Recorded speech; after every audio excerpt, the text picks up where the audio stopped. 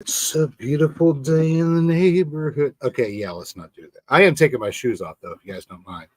Good evening, ladies and gentlemen. Hi, it's Jason with Green Country Agroforestry here. Wednesday evening, 8:30. Time for another live stream. We're going to do some garden talk tonight. Oh, joy. These are the boots that Mary picked up for me. I don't think they were too expensive, but, oh, they do have a safety toe. I was going to say I don't think they have the safety toe, but actually they do. That's nice. Whenever you're looking for something to wear around the garden, it's nice to have something with a safety toe on it, because things get wet, things get slippery, especially if there's a lot of organic matter on the underside of them, and accidents happen. I lost a toenail when I was a kid because I was working without proper safety equipment and handling stuff that was just too big for me, and even with the best of intentions, you think you know what you're doing. You thought you lifted the load through, but things pop up and accidents happen. So safety shoes, always a good thing. Kimber is reminding us, thank you, Kimber, that we do have a severe weather warning coming through our particular area. It actually just started raining as I was getting ready to come on the air tonight. Is it on the air? No, it's not really on the air unless getting your internet through the satellite. So not on the air. Before we began broadcasting, it's broadcasting either way, right? Yeah. All right. So before I began broadcasting, it was getting ready to come down. I got the ducks shuffled off into their hut. They were really wanting to stay out and enjoy the rain, but I don't want to go out and put them up later on when it was probably going to be coming down still, because I don't know how long this particular event's going to last. I had the sprinklers running earlier today, trying to get everything watered in, because we do have the corn planted. We've got a whole bunch of other things planted. Earlier today, I went out and I put in some Anasazi beans and some ivy gourd, which I probably still have in my pocket, if I'm not mistaken. I might have the seed packet in my pocket. I don't want to. Yeah, these guys. It's Cocinius grandis is what it's called, and it's a Zone 8 perennial. We're in Zone 7A. They changed what they think the zones are, of course, and I'm not really sure one way or the other, because it's Oklahoma and the weather's always weird here, and some things grow and some things don't. Some things grow that you wouldn't think would grow, and some things don't grow that you would suppose should. For example, right out my window here, there's that almond tree that only lost its leaves during the worst of the freeze, and it's actually kind of the worst freeze we've had in about almost a decade. As far as low temperatures go, almonds typically are like zone 8 to 10, lower like 8B, 9 and 10, and even warmer than that. So zone 7A and almond getting through the winter and being okay is kind of cool. It may be just the location. It may be just that tree. Who knows? Microclimates abound, and I'm not the best one at creating them. I try. It's just that spot is weird. And I think it's the way the house is angled also. It doesn't face north-south. It kind of tilts this way. I'm not saying this way. North is supposed to be that way. But the house behaves as if north is that way. And as a result, there's a little bit of sunlight that comes in during the winter that ordinarily wouldn't hit the north side of your house. So the north side of our house actually gets winter sunshine, and that may help a little bit as well. So we have some barrier here, thermal mass, and then early morning sun in the winter. Nikki's saying the nasty weather is supposed to hit there tomorrow afternoon. So if that's the case, it's going to be taking its slow, sweet time getting from us to you, ma'am. So we'll get a good soak in, and that's fine. Everything needs a good soak. I was wondering if I was going to get everything as soaked in as well as it needed to get soaked in earlier. I got an email. When was this? Yesterday, day before, somewhere around there. A local fellow that was interested in stopping by to pick up trees and corn, and so he came out earlier and got to sit around and watch me go through our big horse spotted corn. This stuff right here. And shell some. This is some that we did not make into seed today. So this is the rejects. Well, it's not. No, obviously there's nothing wrong with it. We mixed up together seed for him so he can have a good start. He got about 600 seeds. I threw in a few extra of the old ones, so it came out to probably more like 800 to 900. He should get a good crop out of that because he's here also here in northeastern Oklahoma. This is the place where this is land raised to grow. It should do really well for it. So we're pretty excited about that coming up. Direct sales. Sold a couple of redbud trees and a locust tree that he hadn't planned on buying, but he wound up buying anyway. And I gave him a huge discount. It was great fun. Vicky's saying they're thinking about getting the hail. Well, we might. No, Carolyn, it's not actually black and white. It looks that way, but that's a dark purple that's so purple that it's almost black, except for whenever it's blue. And that's kind of cool as well. Yeah, but it's a really dark purple. So if you pull it whenever you pull one of these whenever it's still in the milk stage, it's kind of a bright and vibrant purple, which is kind of cool. I mean, it looks really pretty. But tonight we're going to talk about, since we got enough people here, we're going to start talking about tonight's topic. Let people join in. Tonight's topic is using the power of creation. Oh, and Sasspress is bragging on it. He isn't kidding. It is pretty cool stuff. He got some from us last year, I think it was. So, was it last year or was it this year? Or you ordered? Yeah, you've run it. You've run it before. And see, now he never has to buy any from me ever again because he's got his own. And a lot of the things that I sell are like that. I listed on our Google shop. It hasn't showed up yet, so you can go looking for it. But you won't see it yet. We're still waiting for Google to go through the approval process. And there's no UPC barcode on this. It's like it's a natural product. I'm sorry, the manufacturer didn't put a UPC code on it. I mean, I'll go talk to him. Hey, boss, UPC codes? He says no. Sorry, guys. No UPC codes. Comes from Green Country Agriforestry. We grow it here. It's in the yard. It's a natural product. I don't know what to tell you. Sasspress says he got some last year because he wants to keep genetics. Yeah, every now and then just get a pack and throw it in the mix if you start to see some of the colors start to disappear or things. And if you want to. I mean, there's nothing at all wrong with going, hey, I like the way this one is. I want it just white. I'm going to grow the white corn. Or I just like this purple. I'm going to grow purple corn. Or, white and purple speckles, nothing but white and purple speckles. I'm going to grow the white and purple speckle corn. Incidentally, if you grow the white and purple speckle corn, eventually you're going to get this interesting pattern of white and purple speckles that kind of looks like an eagle spreading its wings. That's Cherokee white eagle corn. That's where it comes from. It came from Osage, and then it's speciated down. The black and red corn in Mexico, same thing. Started out with our red speckle corn and speciated down until you just have black and red, and that's all that's left. Yellow corn's a mutation. Guy came up with it in Massachusetts and said, hey, this is pretty cool. We're going to breed it. And now everybody has yellow corn, but it's a recent mutation. It's not part of the original corn genome at all. All right, here we go. Power of creation. We dawdled long enough. This is a lesson that I should have learned whenever I was a small child. It is a simple lesson, very, very simple, easy to learn. And I think I understood it to a certain extent, but I didn't understand it this way. Now, it can be put in religious terms if you want to put it in religious terms. I don't want to, because then I have to go through the process of going through everybody's particular filters. And I can talk to a Hindu about this, and I can talk to a Muslim about this. I can talk to a Christian about this. I can talk to an atheist about this. And the way that I would go about presenting the information from the religious perspective be different for everybody.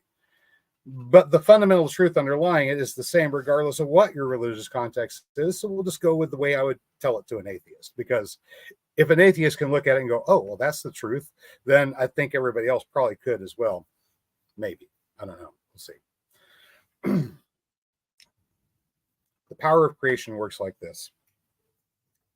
Whenever you are a young boy, and you're journeying through life, and you're walking down the road, and you're kicking the rocks as you go along, and you're not really thinking about much of anything. You're just going from point A to point B. And you walk by this building over here to the side, this old abandoned building. It appears to be abandoned. There's nobody has lived there. The house, the yard is overgrown.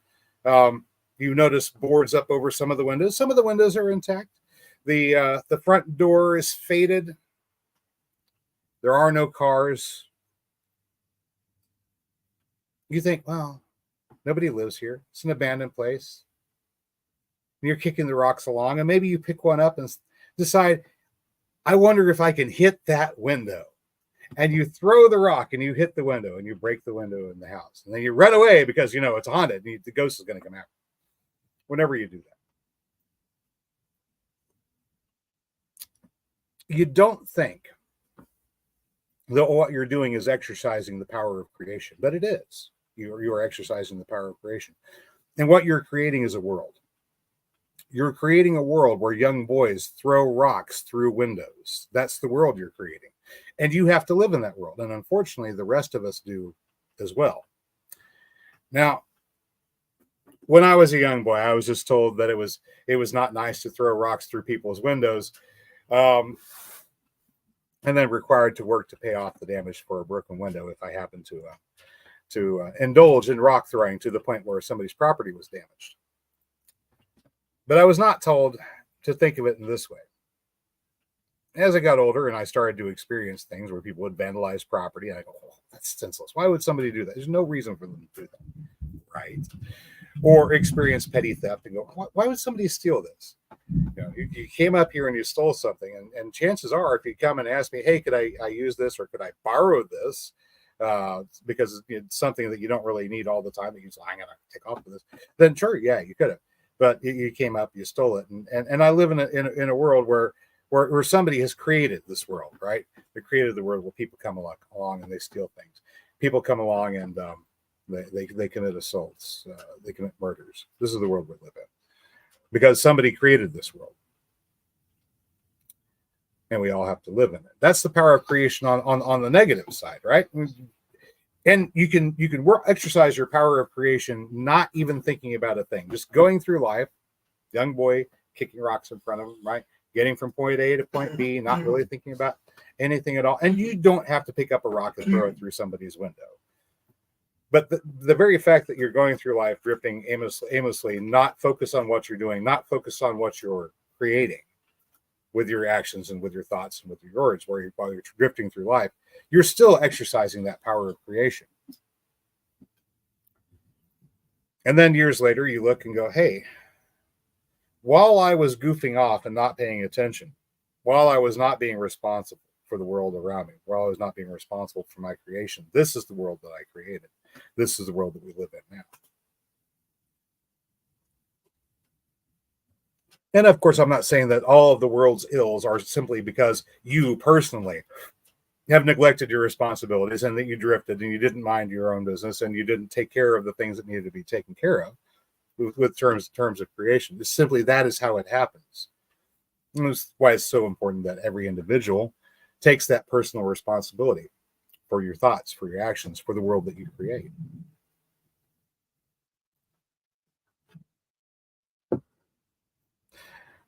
Aaron is saying, I build things from wood and steel. Not much good at gardening. I have no clue as to what most of the topics mean. Well, building is creating. And it all works the same way, right? Whenever you get ready to create something, it begins with your imagination. In your imagination, you think about what you could do, right? I could do. And then you choose what you're going to do, usually based upon what you can do, maybe what you want to do. As long as you're using your own imagination and exercising your own power of choice to affect the world around you, you have freedom. But the moment you allow somebody else to start making those choices for you, you've lost your freedom. Now, you could let somebody else make choices for you by a failure of imagination. You don't feel inclined to think about a solution to a problem, so you turn to somebody else and go, hey, I don't want to think about this particular problem. Can you take care of it for me? And that's perfectly acceptable. You can hire people to take care of problems for you. As a matter of fact, I do that quite often. If there's a task that needs to be taken care of around the house or elsewhere that requires either more expertise than I have to bring to bear on the subject, or perhaps I kind of know the kind of work involved and I don't want to do it, so I'll hire somebody to take on a job for me and accomplish the task for me. Um, Certainly the fact that I don't want to do the job is reason enough to pay someone else, and someone else is more than happy to receive payment for doing jobs that people don't want to do. However, the problem occurs whenever somebody comes along and says, here, I'm going to give you a couple of choices. And you go, wait a minute. I didn't have a need for somebody to give me a couple of choices. These things that you're talking about, whenever I think about it, they're really not any of my concern. Why do you bring me these things and go, here's problems, here's problems, here's problems. Make some choices. No, these are not my problems. If these are problems, these are your problems. And maybe you should make some choices about what you're going to do about them. Coming up and getting me to do something about them, yeah, that might be a possibility, but you're going to have to come up with a better sales pitch. Don't just grab choices because somebody's throwing choices at you. Might be a good way of putting it.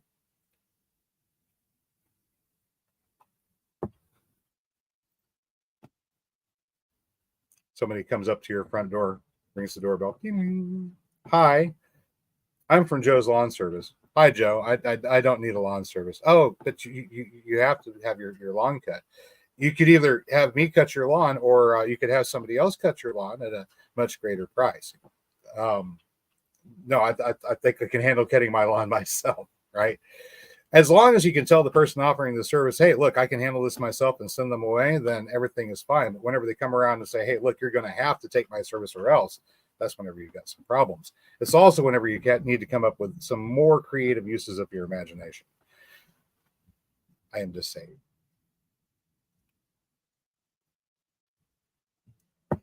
So how do you go about making good choices and making effective change in the world based upon those choices?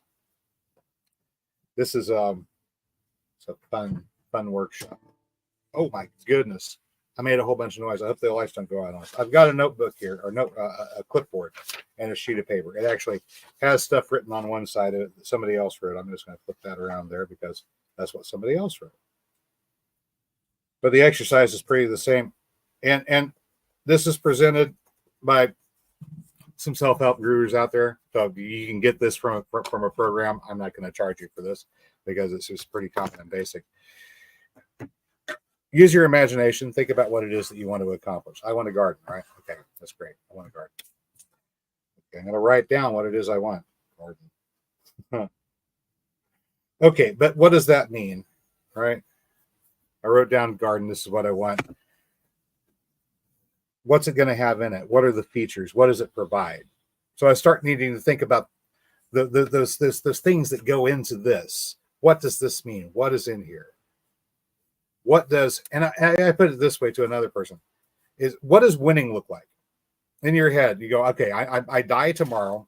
Man, they're going to write my obituary and they're going to say whatever about me. But ultimately, if I could say I won in life by whatever I'd done, accomplished, achieved, whatever, what would that be?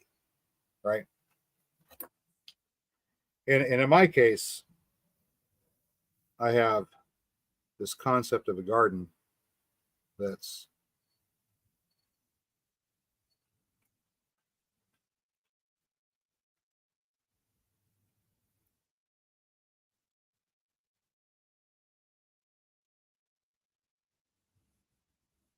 something like this picture here.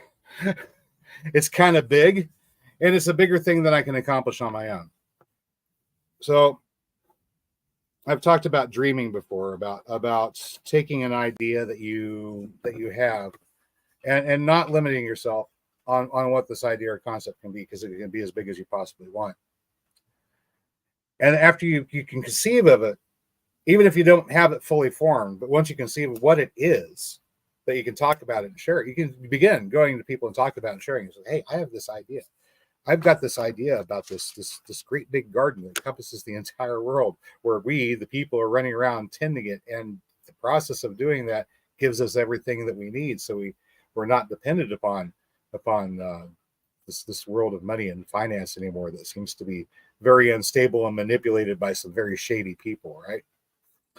We can use the natural world to support ourselves. We can begin with a basis of law for our civilization, and then if we adopt a government, it has to be obedient to the law that was pre-existing. Because if we didn't do that, then we'd be ruled by criminals, right? Because if there was not law that they follow, then they're not following law. They're lawless. That means they're criminals. So we can do that. We can reorganize our civilization. We can use our imagination in positive ways to do that.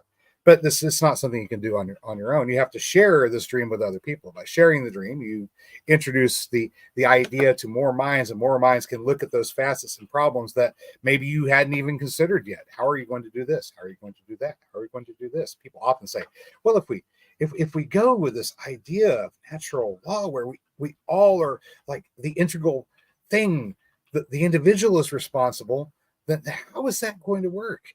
What happens whenever this happens? What happens whenever that happens? Everybody has questions right now. I couldn't answer all those questions for you. I wouldn't even know where to begin, because you're going to have situations that will arise that are unique to the individual. And that is exactly why it is better to have the individual observation and holistic observation of law, because everybody's circumstances are going to be different, right?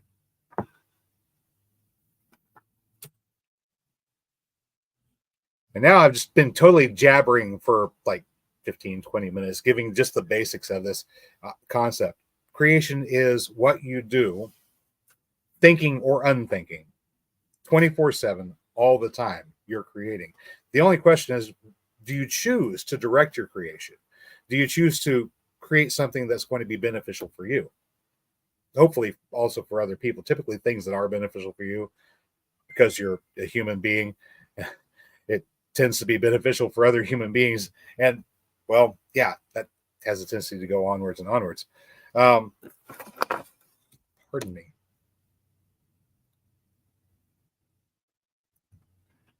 You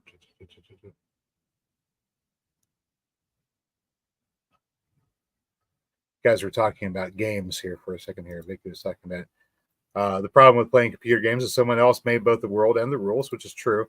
And of course, Sasspress says, with the way folks spend their time with games, you eat up your time. You eat up the time that you could be doing something real with the game. Now, if the game is doing something for you, then that's fine. It's entertainment value.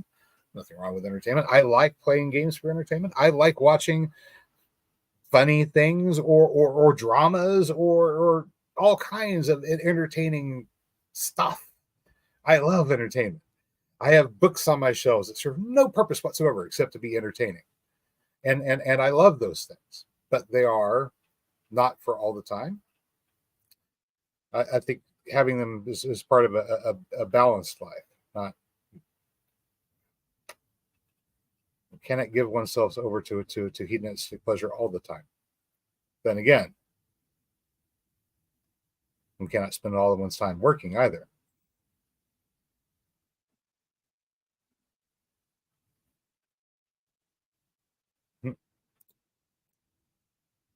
Made some brownies one day. I only licked the beater. I ended up sitting on a block in my new space and saw the garden I ended up building over the winter. What was in those brownies?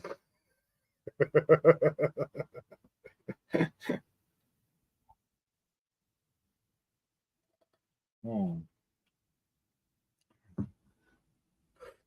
righty.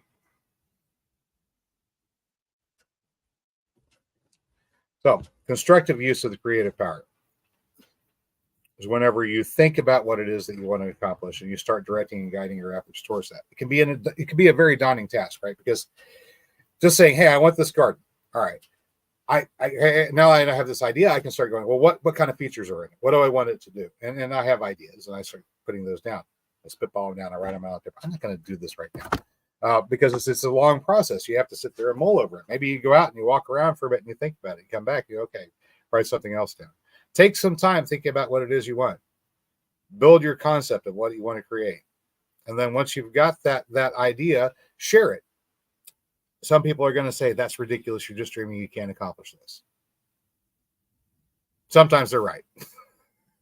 Sometimes they're right, but the fact that they may be right, don't allow that to discourage you from sharing that particular dream. And I'll tell you something else about the consistency, because you don't have to be good. You don't have to be good. You don't have to be smart. You don't have to be lucky. You don't have to be strong. You don't have to be any of that. If you can develop a plan, or have a plan developed by somebody that is one of those things, preferably smart, and perhaps experienced. If you're consistent with the execution of a plan, even a not necessarily great one, you can accomplish great things. And here's the thing. I have been slamming seeds into the ground for several years. It's essentially, this is what I'm doing. I'm taking seeds, and I'm taking plants, and I'm taking things, and I'm planting them, and I'm watching a whole bunch of things die. I show you the successes. Sometimes I show you the failures too. Especially whenever it's a critical failure on my part, where I did a dumb and I messed up, and I just like, I thought I was going to be okay by planning something out ahead of the prostate. Oopsie. I show you a lot of experiments too. Experimentation is kind of how you figure out what's going to work, but just because it didn't work the first time doesn't mean it's going to keep on not working. Previously mentioned, I've been slamming seeds into the ground for a while. I've got a picture around here, 2016. I don't know where I put it. Give me a second. I might be able to find the thing. If I can find it, I'll share it with you. I have a picture from 2016 where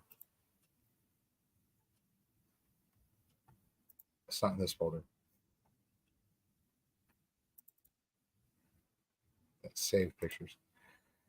Where the Google Street View came by, and they snapped a shot at what the house looked like. And let's see, that isn't it. It might be. It's stuck in my video section for some reason. I don't know why it would be there, but it might be. Oh yeah, there it is. Let's have a look at this. All right. Let me pause that. I'll minimize that. Okay, I have it in a video clip, so that'll work just as well. Let's share this video clip with you. Let me see. We'll do a share screen window.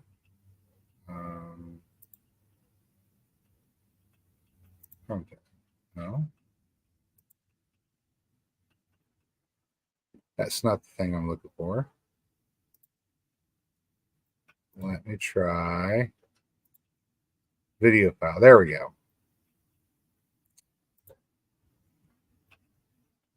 Oh my goodness. I have to go back here and find the thing again. There it is. All right. Let's see if this works. All right. So yeah, this is just I had to screen capture with the game bar and do this, and I haven't converted it to a picture yet. But as you can see, I wasn't trying to do that. I was trying to go click on it so I could see it. So as you can see, there's the old green pickup truck there, and there's just this bare yard. This is our house, bare yard. There's a couple of roseberry bushes right there in front of the porch. That's about it. There's no pecan trees. There's no garden. And if you look across that, you can see how the level of that ground is even with the driveway. There's no buildup of soil there either. It is just a plain, dry, dead yard. Not very appealing at all. Isn't that something? That was 2016, guys. So I've been putting seeds into the ground since 2016. We've been trying to change what's here from this barren landscape of scruffy looking grasses, and alter what's here. And at first it's not working very well because the things I'm planting don't want to grow in the soil that I've got. Right? I'm trying to put things into the soil saying, I want you to be a forest.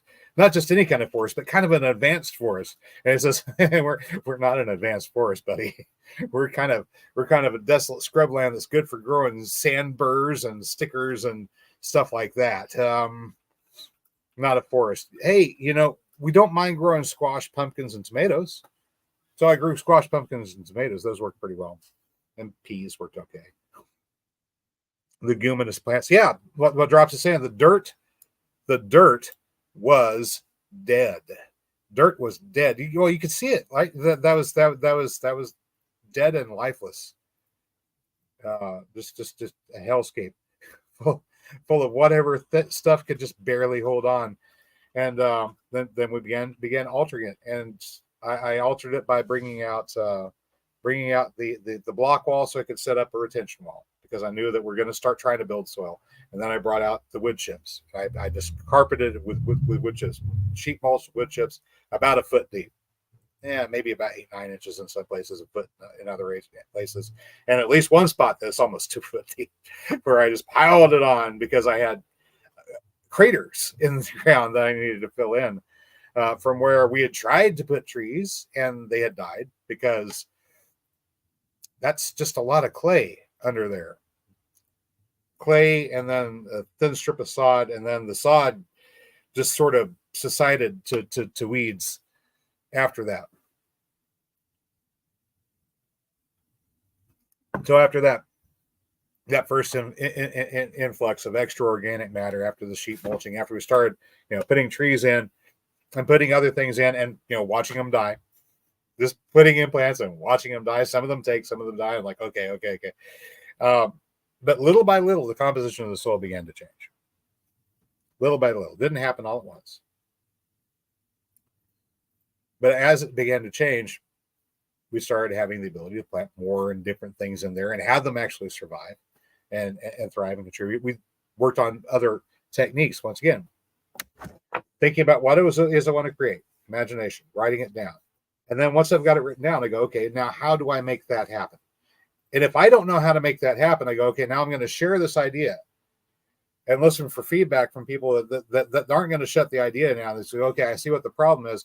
You might want to try this, or this. And if it's something within my abilities to do, I'll go, okay, I'll do this and this. If it's not within my abilities to do, I can go, okay, that's a thought. Now, how am I going to get to the point where I can do that? Right? Vicky is saying, would sandburrs be a pioneer plant? Yes, sandburrs are a pioneer plant. They're a pioneer plant because you started out with a desert type landscape. You had nothing growing. And so you need to go from that desert to more of a scrub grassland. Scrub grassland is sticker grass, sandburrs, Bermuda grasses, running grasses, anything that we can get to just cover the soil and hold it down so it doesn't blow away or wash away. That's what you've got here. And then you're going to go into, from there, you're going to go into, if you're still in scrub, we're going to go into scrub pioneers. Scrub pioneers include a lot of the things that I grow here, which include black locust trees and red buds. Red buds are pretty. Black locusts are actually pretty from a distance. They have huge bursts of flowers high up. They're not very, very visible until you get up close on the tree, and then you realize they are loaded with flowers, and that's where all your bees are. Right after the red buds are done, the black locusts begin producing their blossoms. So we have the maples first, at least here. Pardon me. Maples, then red buds, and then you get the black locusts, and they'll have other trees popping up later on. But those are your heralds of spring coming in. But once again, these are pioneers. Mary doesn't like the black locust because it has sharp thorns and it'll cut you, and it's a nuisance plant that spreads everywhere.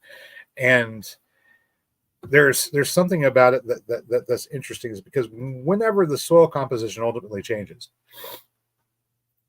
and it stops being scrub forest and changes to just a proper lowland forest, then we'll still have some of those pioneers, because they could still grow. They're not completely unwelcome in the landscape, but they won't be predominant in the landscape anymore. So the black locust will still pop up here and there, but it won't be all over the place because it won't be needed anymore.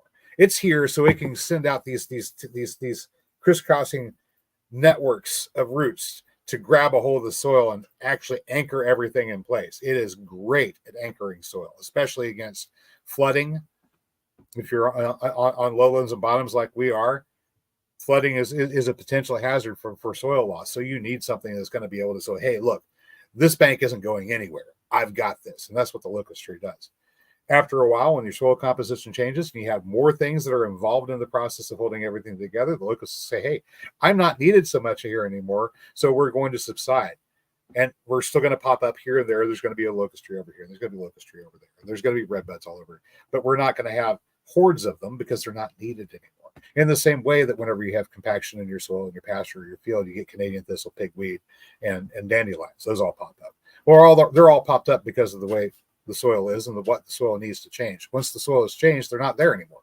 They move on. You still have one here, one there, one there, one there, but they're not all across the field. And a thought occurred to me that whenever you're allowing this progression to occur naturally, and I believe you'll hear guys like Jeff Lawton talk about this too, with succession of forests, the way it changes. If you're letting this happen naturally, it could take hundreds, thousands of years, tens of thousands of years even, maybe, for the entire process to take place. If it's going to happen at all, because it's depending upon a lot of things happening in nature by chance. Over a long cycle period, they're going to happen, but they won't happen universally. They won't happen everywhere. They won't happen everywhere at once.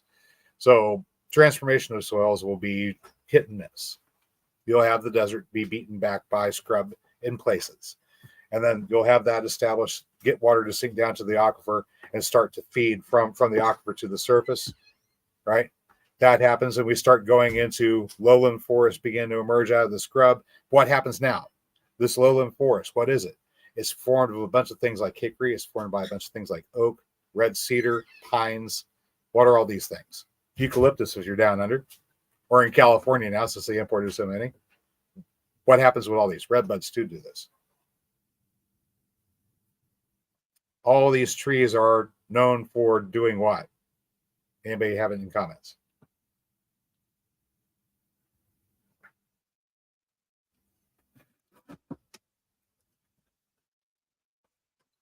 They catch fire and burn, don't they?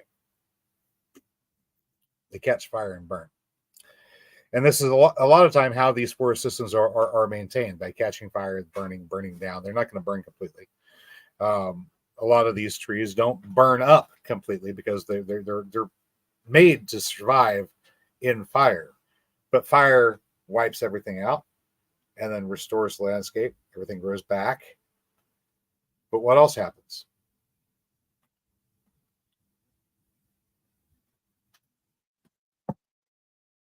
High temperature calcinates the wood, creating a very, very, very high pH soil amendment. This high pH is going to alter this high pH of the ash is going to alter the soil pH. So if it was acidic, it moves it to more neutral. More neutral soils can grow different things. Highly acidic soils grow one thing. More neutral soils grow a different thing. But also you have the charcoal. Yep, Vicky said it right there. Finally, right on time, Vicky. You build biochar. The charcoal from the incomplete burning process, because whenever you've got a good burn going on, it's going to suck all the oxygen out. Whenever all the oxygen is sucked out, guess what? You can't support combustion, not at least down here, right? But you still get the heat that's producing combustible vapors. They combust up here, but you're underneath, you're actually developing charcoal. If you can get it quenched by rainfall after a good burn, then you will build up charcoal in the soil. Over the course of thousands of years of oak savanna doing its burn cycle, of prairie grass doing its burn cycle, the natural cycle that happens on a regular basis, because some of this stuff you get snap of lightning and you've got a wildfire. And that's normal, absolutely normal. That's the way it's maintains itself without certain species, including humans among them, to tend it, to keep that underbrush cleared out. It needs that fire for renewal. But over a period of time, you start changing the composition of the soil. You're starting to add that wood ash that's going to change it, raise the pH from acidic to more basic. You want it ideally right around neutral, right around 7. and you're adding charcoal in. And as that charcoal gets added in, at some point, and I'm not sure what that point is, but at some point, your soil composition shifts again. And it's no longer supporting oak, savanna, and pioneers. It starts supporting old growth forest. And that shift depends upon the wood ash, and it also depends upon the biochar. So once you've got that shift taking place, instead of having these pioneers, you switch and you start being able to support your old growth species. Old growth species is where you get your most production, your most productive ecosystems. Whenever you have old growth forest with layers of succession going from that old growth forest into the next type of ecosystem. So that's edges upon edges upon edges upon edges. So the more you can advance that progression, and I'm pretty sure I've seen a video where Jeff is talking about this, and maybe does a demonstration where he walks from one system into the next, because he did them in succession, just so he could show you that picture, which I thought was very nice. But that's what's happening. You're altering the soil chemistry, you're altering its composition, so they can actually support a different type of life and a different type of growth. Anyway, it takes patience, is all I'm trying to say. It doesn't happen overnight. Sometimes you're slamming seeds into the soil going, okay, I could rip out all of this grass or all of this weed, right? It's the thing that I don't want. Well, the thing is there because of the soil composition is the way it is, right? It's there because the soil is the way it is. I could rip all this out and I can plant all new stuff, and I can rip it out and I can plant all new stuff.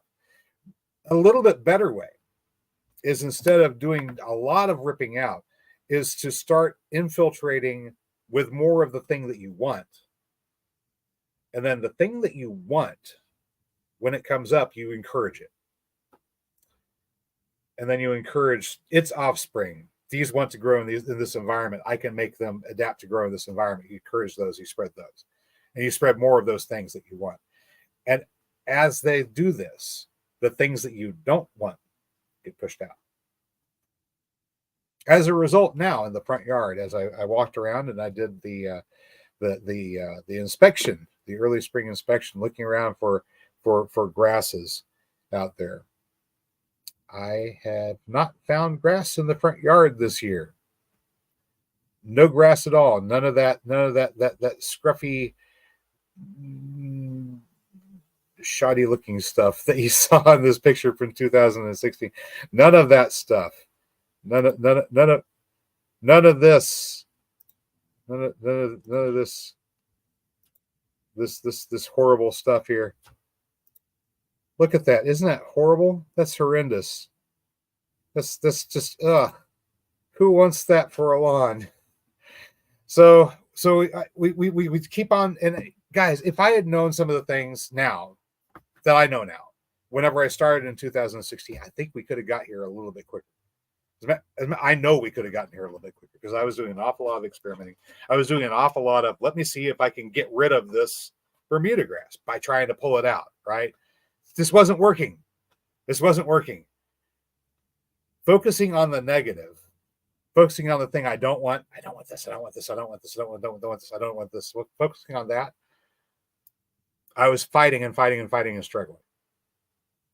Focusing on what I wanted instead and promoting that instead, and not worrying so much about the Bermuda grass, much better. Much better. Whenever your creative process is additive instead of destructive, you get more accomplished, because it's supposed to work that way. I'm not the one who made the rules. I'm just telling you that's the way it works. Put what you want in. And don't worry so much about what you want to take out, because if the thing that you're putting in is superior to the thing that you're wanting to remove, the thing you want to remove will remove itself. Yeah, Bermuda grass has deep roots. The Bermuda grass hangs on. Occultation of Bermuda grass, you're going to need at least 2 years to get rid of it. It's still going to come back afterwards if you haven't changed the soil composition.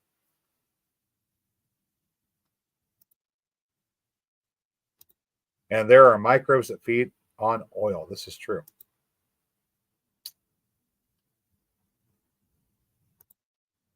Oh, renews itself in the crust. A bit. where it's come. Well, the way oil gets back into the crust has to do with how it got there in the first place, right? We have the ability to drill into the crust and hit oil in certain places because there's been geological events that have fractured the crust. The oil itself is coming from that boundary layer between the mantle and the crust down here, which is on the continental. Here on the continent, it's about 10 miles down. Nobody's ever drilled that deep. Nobody's going to drill that deep. It's not really a feat of engineering that I believe we're going to accomplish anytime in the near future, and we wouldn't even want to.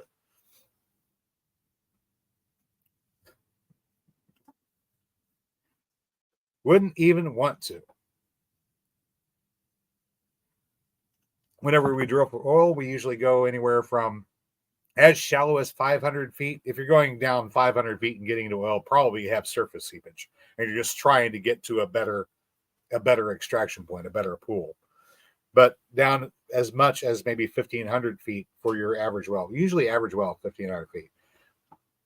Very rarely do we go beyond 3,000 to drill for oil. Why do I say we? I'm not drilling for oil. People who are drilling for oil very rarely go beyond 3,000. That's just barely into the crust.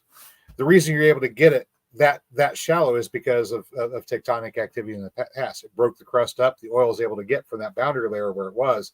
Now it can get up through those crevices and the cracks to where you're able to get a straw down just a tiny little bit into the crust and slurp it out. And then once you slurped it out, that's available right there in this immediate area, you go, well, we seem to have gotten all the oil in here. Let's go on. And you wait. And just like an aquifer recharging, the oil recharges from below because it still has those crevices in the ground. And it still has pressures under here that cause it to work its way up through the cracks and the crevices in the crust to the point where you can extract more of it later on. So yeah, the Glen Pool is still here in Oklahoma. It's under our feet. There's oil under my feet right now. I could drill a well in my backyard and set up a pump jack, and I can extract oil from my backyard. Absolutely, 100%. I guarantee I can. I could probably get a fairly decent amount of natural gas out of that well too. It's just that it's more cost effective in this day and age for us to purchase petroleum from other places on the global market, import it into the Gulf of Mexico, drop it off at a refinery in Houston or Galveston, sorry. Other places there on the Gulf Coast of Texas where they've built refineries specifically for that purpose, and then they ship the fuel from there refined to the rest of the country. Than for us to pump it out of the ground here, refine it here, and ship it to the rest of the country. We want more money to do the work here. The cost of living is higher. It's cheaper elsewhere. So we buy it elsewhere. And yeah, we still pump oil out of the ground, and we still sell our oil on the global market, and we still make some money off of it. But it's not the big cash that it used to be. It used to be very big cash here in Tulsa, but it's not so much anymore. But we still have it. It's still under our feet. It's not going away. It's not going away. The hydrocarbons are there in that boundary layer, and if we get what's immediately available and wait a little bit, it recharges and we get more. It just takes time. That's all. How did I get on this? I was talking about oil.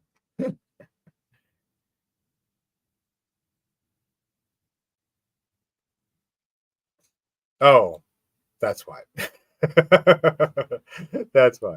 Yeah, they're more productive sources for ethanol. I was talking with Mary about this previously, and I don't know if I'd shared this particularly with you guys, this idea.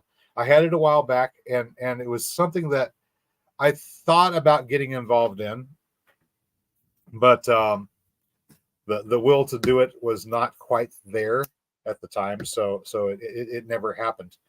But the idea, it does revolve around ethanol for fuel. There's a lot of different things you can use for feedstock other than corn. Definitely a lot of different things you can use for feedstock. I thought that growing a sweet sorghum would be an excellent way to get your feedstock because you can cut it 2, 3, sometimes even 4 times per year. I imagine a little bit further south zone, maybe a 10B, 11, you might get away with 5 times a year. And every time you cut it, you crush it, ferment it, and take it and process that into ethanol. But you can also process the other portions of it with different enzymes by introducing different enzymes into ethanol as well. So you can get most of the whole plant converted. However, the idea I had more to do with the process where we get the ethanol out of the fermented mass. Once you've got a fermented mass, how do you get the ethanol out? The typical way that people think about this is with a pot still, because that's the old-fashioned way they did it back in the hills in Appalachia. By golly, that's how Granddad did it. We're just going to do it bigger with a license to produce fuel. So they make great big old containers and put burners underneath them and start using fractional distillation to get your fuel. And then, of course, you've got to use materials to get the extra water out of the fuel, out of the ethanol, because it's hygroscopic. It likes to absorb and hold water.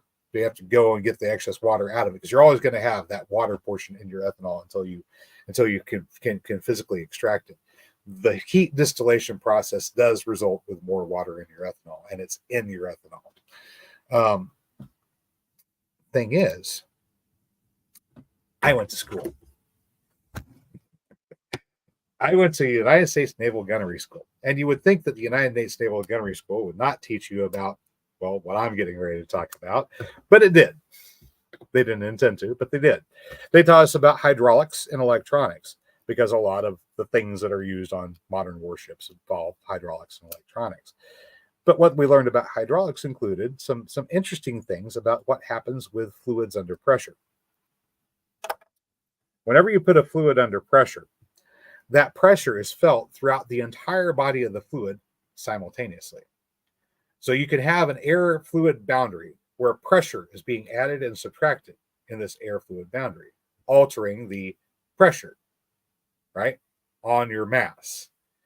This pressure, if it's altered by a few millibars at once, changes that pressure throughout the entire mass at once. Now, there's a thing called vapor pressure. This is the cool part. Vapor pressure is that phenomenon that allows you to, say, boil water at sea level and take the temperature and go, well, it takes 212 degrees to make this water go bubble, bubble, bubble down here. And now you go on top of Pikes Peak and you go, oh, we're going to boil water with a thermometer in here, and notice that the water goes bubble, bubble, bubble at a much lower temperature. Well, what happened? Well, you're at a lower atmospheric pressure. Because it's a lower atmospheric pressure, the pressure that your liquid goes into a gas changes. So the vapor pressure changed. The temperature required to make that liquid go gaseous change. And the same is true for ethanol and just about anything else. You can alter the atmospheric pressure inside of a sealed vessel at room temperature and cause the ethanol to come out of the entire mass at once with less energy than it would take to heat the entire mass to the temperature required to get the ethanol to come out. Now, you take this idea with your capitalization, and whenever you've managed to make yourself a multi-billionaire, just casually drop who it was that told you how to do it. And I greatly appreciate the tip. I can live off the royalties from just people coming for future advice from that. So there you go. That's use of imagination, addressing problems, and sharing the vision. Somebody out there is going to be able to do that. Take this idea. I want to have a fuel production business with ethanol, and I want to be able to do this and put in less energy than I'm getting out. Because here's the thing. If you're heating a fermented mass to get ethanol out and going through all the process of getting this ethanol fuel ready, you're expending an awful lot of energy, and you don't have to spend that much energy. If you're using corn as your feedstock, you're spending an awful lot of energy. You don't have to spend that much energy. You can get more feedstock, you can get more inputs, and you can get more out of it by changing a few things. Breaking that paradigm. Use your imagination. Don't do the same thing that everybody else did. Go, what is it that I want to accomplish? Now, how do I get there? And start working your problems a little bit differently. There we go. Yay. Thank you very much. trying to get back to the concept. The power of creation. It begins your imagination. You have to think about what it is that you want. Write it down, express it, share it. If you don't know the parts that you need to make it happen, share it with somebody else. Maybe they know how to make it happen. So right now out there, somebody out there is in the fuel ethanol business, and they're going, I really would like to improve my profit margins. I've got the money to invest in this. How could I do this? Well, there you go. This is how you do it. Hey, miscanthus, very low energy input. It's a perennial, right? Rob's saying prohibition. It was about making the farmer use oil and not produce alcohol to run their farm equipment. That's a concept. There were a lot of things involved there, right? There were the Carrie Nation crowd, right? Those people, the ones that were the temperance movement, right? Were those just useful idiots? Sorry, ladies, useful idiots. Being used to promote an idea. This demon alcohol. Get rid of the demon alcohol. We can't have the alcohol. People go crazy with the alcohol. We need to regulate the alcohol. I don't know.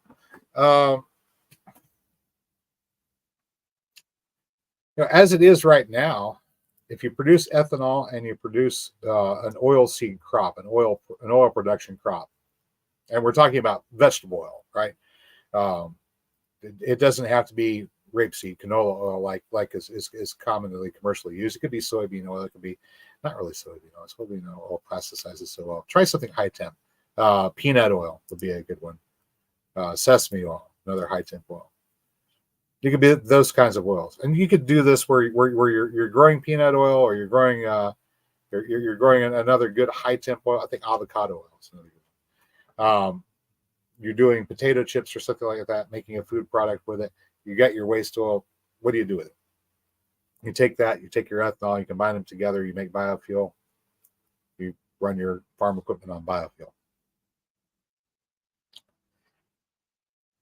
All kinds of things that you can do. But yeah, people do try to limit your choices. There's an awful lot of that going on out there. Something that you may also consider is if somebody hasn't said that you can't do something, then as long as you're not making a violation of law in doing it, and by violation of law, I mean the actual law, not politician scribbles. Go ahead. Ask permission if you need to do go ahead on somebody's property, but that going up and saying, "Hey, I noticed that you're not doing anything out here, and you're having to mow and brush hog and maintain this space. Would you mind if we?" And then put together your proposal. Think about what you want to accomplish. Share the vision. Ask absolutely. And if there's no law against it that you're aware of, then instead of going around trying to look for a bureaucrat to give you permission, go ahead, use your imagination and exercise your prerogative. And if somebody raises a complaint about it, then you can always ask forgiveness later. Let's see. What's that express say? Doesn't denying grant me the rights that are not enumerated. Oh, we're talking about the amendments to the United States Constitution, that thing. The 10th grants you the rights that are not enumerated, but it doesn't grant you any rights at all. It's just words on a piece of paper. Your rights are natural and come from your existence as a human being on planet Earth and from nothing else. And they can be either be understood and respected, or they can be violated. But government cannot give you any. Sassbrass asks a very good question here, and we're going to get into some gardening particulars. And this one is, how do you make biogas in cold climate? Not very easily. Not very easily. You're going to need some additive, and probably you're going to need a lot of fuel additive, because in cold climate, biofuel, biodiesel gels up very, very easily. It's something that maybe, let's look at it this way. Down in warmer climates, biodiesel is going to be very easy to come by, use. In northern climates, if you want to use diesel, probably use the stuff that comes from petroleum. We're going to have a use for petroleum. for a good long while. Have you walked into a hospital and seen the equipment that's used there? All of that nice, shiny plastic tubing that they use every single time they've got to run blood work, a blood kit, uh, run a crash cart. All these products are all single use only. They're all plastic. They're all disposable, and they're all made from petroleum raw resin. And people want them that way, and they're going to keep on wanting them that way, and they're going to get them that way because, let's face it, that is a good, safe way to do hospital business with clean, fresh products for every consumer. Absolutely, I think we should probably do that. But this means that we're going to have a lot of petroleum that gets pumped out of the ground that's not suitable for making resin. What do we do with it? Well, some of it makes good kerosene, some of it makes good diesel, some of it makes good gasoline, some of it makes good lubricants for industrial applications. So some of this we're still going to need, we're still going to use, because there are certain things that are kind of nice to have around that we use petroleum for, and we're going to keep on using petroleum for. So yeah, absolutely, we're going to continue to have some of these things that we use as fuel. And if that means that, hey, you know what, the diesel that we get needs to go to people that are in the cold climates because they need it. The people in the southern climates or the warmer climates, they don't necessarily need to have diesel that's made from petroleum. They can get away with biodiesel, and that's definitely a way that we can stretch out fuel supplies, and we don't necessarily have to change to a different engine to do commerce, do transportation. But another thing that we can look at is, once again, a lot more localization of our food supply. Just have a look around. Can you eat from what's in your yard? Can you eat from what's in your neighborhood? Is there enough available that if for some reason, God forbid, that the almighty dollar stopped functioning the way it used to function, or perhaps the supermarket doesn't get the supplies that it used to get for any reason whatsoever, completely unforeseeable by us here and now, for any reason whatsoever, is there enough that you can survive? Is there enough that you can thrive? Is there enough that you can enjoy life and maybe expand and grow and do fun things like, I don't know, eat this lovely corn that we have, and tamales and tortillas and parched like corn nuts, or turned into whiskey, or any other sort of thing? Do you have those capabilities? Would you like those capabilities? Hey, if you would, hang around. We do all that kind of stuff here, and we're going to do more and more of it, and it's getting better all the time. And yeah, Drops is saying, hey, look around. Less than one of the people out there are gardening or canning food or doing any of these things. This is a thing that you can be involved in. You can start doing it. You can start showing other people how to do it. Be the person in your neighborhood that has a garden this year. Be the person in the neighborhood that goes out there and goes, hey, look, you don't have to go down to the store to get your tomatoes. Or, hey, look, you don't have to go down to the store to get your beans and potatoes. And yes, beans and potatoes are super cheap at the grocery store now. But if they're not at the grocery store later, you won't be able to buy them at any price. So have some, grow some. Even if it seems a little bit weird. Out here in the back, I went and I got 4 16-foot cattle panels. I took a set of bolt cutters and I cut them in half. So I've got 8 8-foot halves that are about 4 inches, 4 inches, or 4 foot 4 inches wide. 8 of those stacked end to end with the series of T-posts driven into the ground. Very simple and easy. I used one hand. The ground's so soft, it was easy. But I had to drive them in deep because the ground's so soft. So I put those T-posts in there and I lashed them on there with baling twine. I shot a video today not where I assembled it, because you see me assemble a trellis before. And if you haven't, well, it's in my archives. You can find it. But I assembled this trellis back there. I said, okay, I'm going to plant my Anasazi beans back here. Why my Anasazi beans? Well, I didn't have enough room in the corn patch for the Anasazi beans. We had some, but it was mostly the Cherokee Trail of Tears beans. So I planted Cherokee Trail of Tears beans. I wanted Anasazi beans. I set up the trellis. We're going to plant them there. One every 4 inches. You know those pieces of wire, they're 4 inches apart.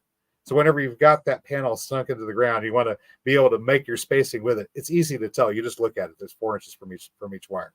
So I planted my beans out there. I also experimented with these ivy gourds, as I mentioned before. These things. Zone 8, but we're Zone 7A. like I said, you don't know until you try sometimes. It may just very well be that our 200 days of frost free with the kind of heat that we get in the late summer will be just enough to get these to ripen up to the place where they need to ripen up to make viable seed. And if that's the case, I could grow these every year. Maybe they won't perennialize. Maybe I'll have to grow them as an annual. Hey, that's fine. It's something different. It's a, it's a vegetable and a fruit at the same time. I can use it like a cucumber early on, and I can pick it and eat it as a sweet fruit later on in its growth cycle. So that's kind of cool, right? And we'll grow that up that trellis. We've got other things going in, all kinds of other things going in, and all kinds of diversity going in all the time. It's a constant process, and we don't succeed all the time. We don't always succeed. Sometimes you cast your seeds and they fall on soil where it gets no purchase. They don't germinate. They don't grow. Sometimes they fall and they don't get good soil surface contact, and the birds come along and they eat them. Right? That happens too whenever you're broadcasting lots of seeds. And sometimes they fall in the soil and they get started, but then they didn't get a good root system, and they wither and they die. And then sometimes they grow, they get in good soil, and they grow and they take off, and you can multiply them over and over and over again and feed yourself. And that's the same whether it's an idea that you're spreading, or these things, There we go. So that's it. The power of creation. You're always using it, good people. You're always using it, whether you intend to or not. So try to think about what it is that you want to accomplish, write it down, express what it is, share it with people so they can fill in the gaps for you, and then diligently work towards it, because consistency is the thing that makes it happen more than anything else. Getting up every day going, what can I do for advancing what I want to see accomplished with my power of creation today? What am I going to create? How am I going to make the world that I want to live in today? And then go forth and you do that. That's how you use the power of creation. Of course, write it down, share it. That's how you keep on track and how you accomplish the things that you can't with your own just two hands, because that's why we have friends. That's why we have family. That's why we have neighbors. And that's why we're all here on this planet together. That's about it, guys. That's all I've got for you tonight. I hope you found today's video informative or entertaining. If you did, you know what to do. I will catch you next time. Until then, get out there, get growing.